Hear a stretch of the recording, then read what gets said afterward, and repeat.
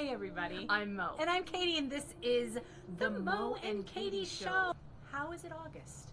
Well, we had July, and then September's. It's weird how that happens. Which right on the other side of that. Every year. That's right. Yes. So we have had some fun things going on. August is a really busy month, actually. We are just on the heels of a barbershop event that we love that is back for the first time since 2019. Oh my God, that's right. Treble Harmony Brigade. We had a blast, as always. It's quartet so much speed fun. dating is what it is. It's so much fun. Yeah. It's cacophony, it's craziness, but people come literally from all over the world. I think there was a participant there from England, and women fly in from California, Nevada, like all over the place. And that's actually where we met 5 years ago. That's right. So it's kind of our friendiversary. So happy friendiversary, Molly. I didn't get you anything. It's I 5 looked years. for a Hallmark card. They didn't have nothing. 5 years. It's longer than a Kardashian marriage. That's pretty good. I don't know who they are.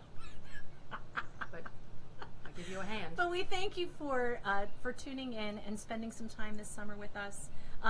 Also, kind of fun, we are doing some email stuff now. Yes. Some email distro. So we want you to get on our email list so we can send you Correct.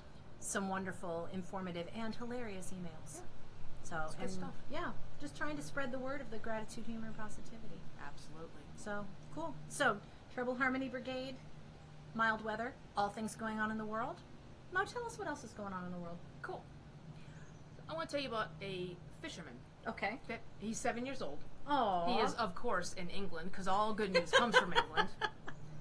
His birthday wish every year was that his arm would grow.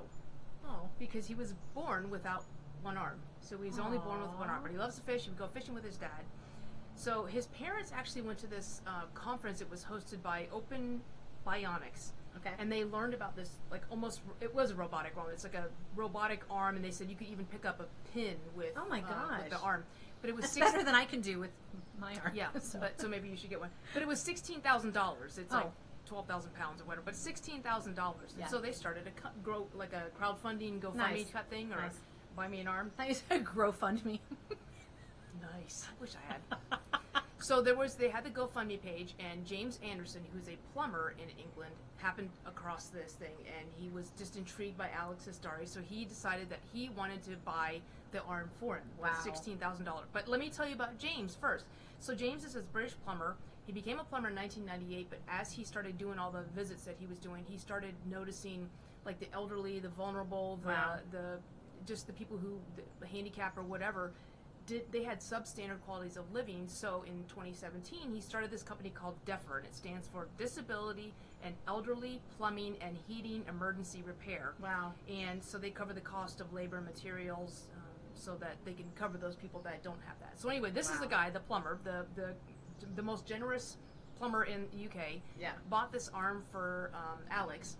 And Alex just got his arm on the 24th of July, and he went fishing with his dad and was able to hold the pole in both hands. Awesome. And they're saying now he can put toothpaste on his own toothbrush, and he's getting ready to learn how to tie his shoes. That's amazing. And Alex's mom says that every half hour he says, "Mom, can you believe I got an arm?"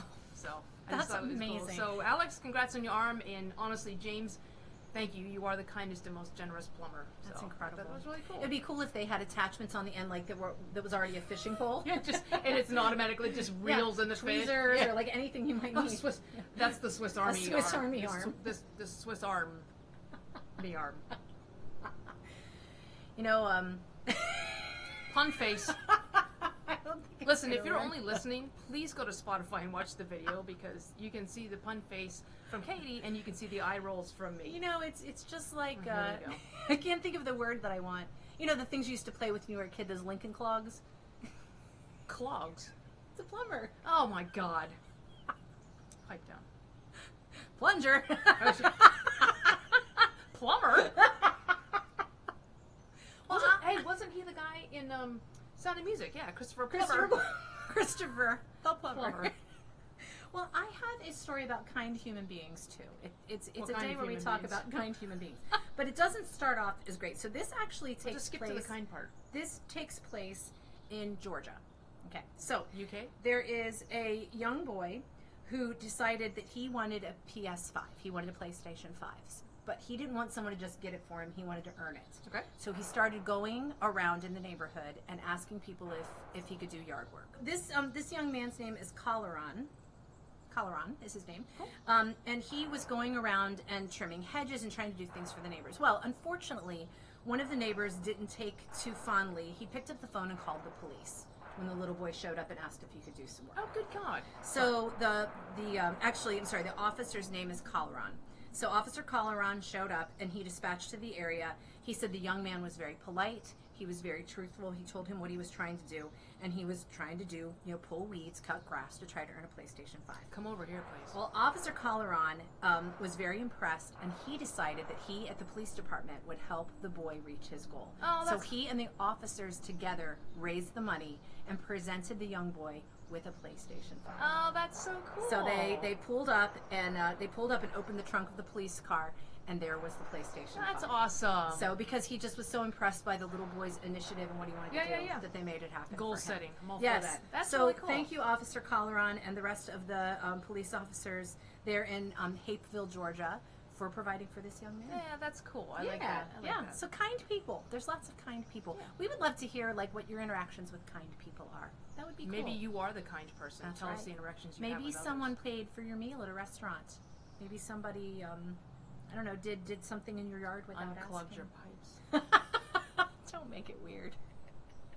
All right, so Mo, my quirky fact for today, it's just I wanted to tell you something that I enjoy doing.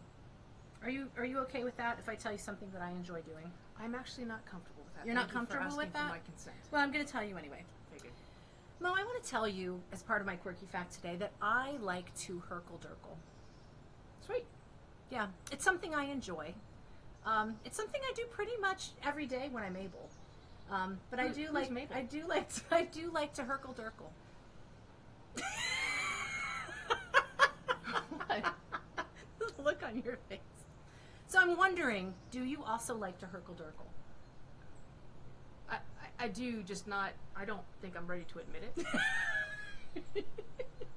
Well, I'm going to say since you're retired now and you have more time on your hands, that you probably do more hurkle-durkling than you used to. Okay. Would you say that's fair? I would say the Caucasian side of me probably definitely does. I think in the summer I tend to hurkle-durkle more than I do during the school year. Well, it's probably because you're hydrated. That's Am I getting close? Do you have any idea what it means to hurkle-durkle? I do, but I would rather hear it coming from your... So my quirky fact today is that the term hurkle-durkle, it's a 200-year-old Scottish term, and it means to lounge in bed long after it's time to get up. Oh, yeah, I hurkle-durkle 24 Regularly. hours a day. I always say I don't mind waking up early, I just don't want to have to go anywhere. So What is the etymology? I know you said it's Scottish. it's Scottish. But It's 200 years old that you can hurkle-durkle. How did... You know, and if you're staying at a friend's house, you can hurkle-durkle together. You can Oh. hurkle each other's durkle. That's the Scottish way of saying spooning. I always like to have coffee when I hurkle-durkle. Very important. I don't think you're doing it right. I hurkle-durkled this morning, now that I think about it. There was one day I hurkle-durkled all day long. Do you think we'll get to hurkle-durkle tomorrow? You know I what? hope so. Friends, do you hurkle-durkle? Tell us what you wear when you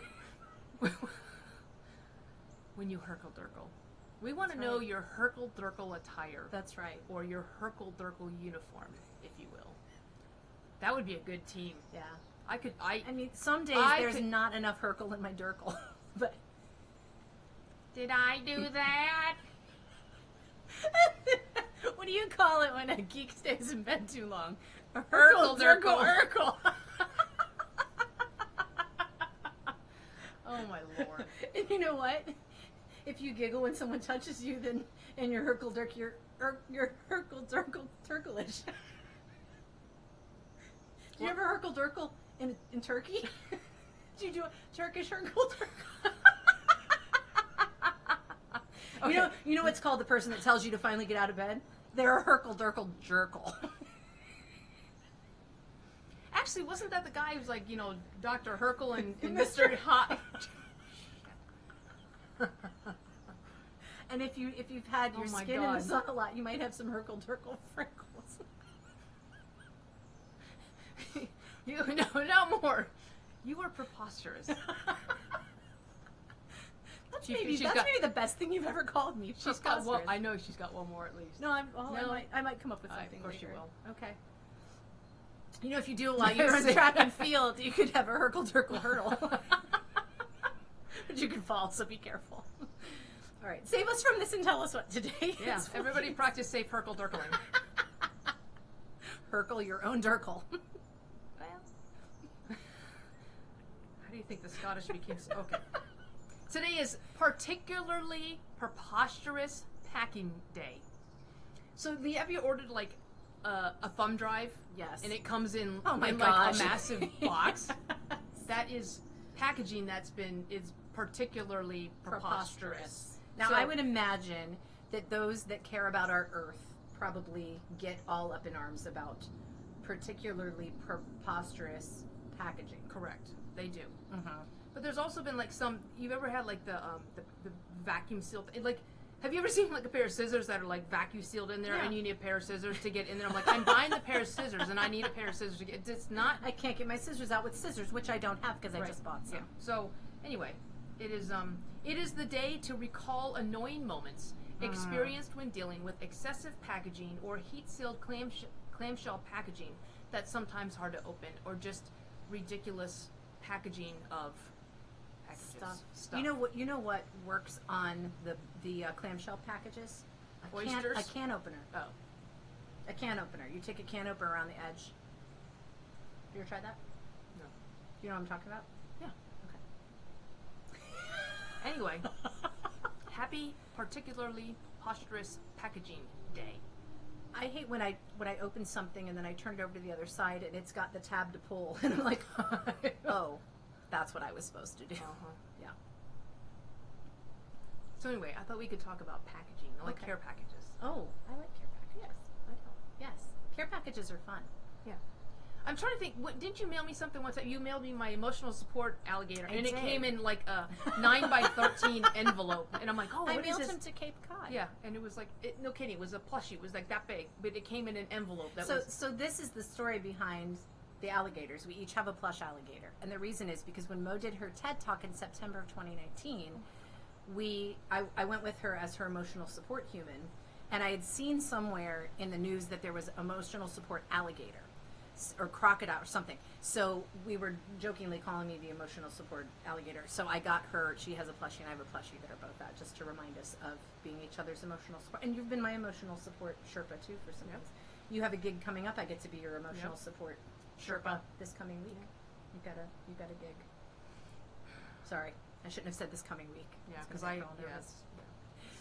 so when we were in college and there was no email yet, I mean, care packages were like everything. Back then. I owe my nickname to my care package. I love this. Will you tell the story? I will. It's a good story. Sit back. No, not you. Just hurkle your durkle. I'm gonna put my hands up so no one thinks I'm hurkle-durkling out of frame. No, so my nickname was, like, my brother-in-law called me Mishmo, and that's what my nieces call me, Mishmo, and some of my friends call me Mishmo. But I went away to prep school, and it was like old school prep school where we didn't have a mailbox, so we got all the mail in this big canvas sack. And this guy stood on top of a picnic table, and he would just read off the names, and we'd all just stand there and grab our package, like 75 of us. And my best friend at the time sent me a care package, and she wrote "Yo Mo" all over it. And he was up there on the picnic bench. Of course, everybody wants their mail, so he's looking at it, he's like, "Who's Mo?" And I'm like, "Oh, that's me." And that's when it started. And I have tried a couple times. Not like I want to get rid of it, but I've tried to go back to not my maiden name, my original name. That's on my birth certificate. But it always goes back to Mo. But that's how it started. Hurkle-durkle. Yeah, it hurkle-durkle all the Hurkle-durkle way Barrett. around. It's full hurkle-durkle. But so that's, I mean, that care package is the whole reason that most people call me Mo. So by the time you went to the Air Force Academy, you had fully embraced the Mo, or were you trying to be Michelle then? No. No. Yeah, and about half of the 75 people that I went to prep school with, we were all classmates at the Air Force Academy, and so it just continued there. Oh, and that's then, really yeah, cool. Yeah, And that's it. yeah. There was no turning back. Here was my one thing. I remember one time I got a care package when I was in college I was in Panama. I got a care package from my mom and dad, and I'm opening it, and there was like crackers and just random clippings and stuff like that, and their remote control. Oh no! So I call my parents. Where is it? I call my parents. I'm like, hey, what are you guys doing? Like, I'm watching TV. I'm like, do you want me to change anything for you? She's like, yeah. She goes, but they mailed me the remote control. Whoopsie I daisy. don't think that was on purpose. And there it was. Yeah. Wow.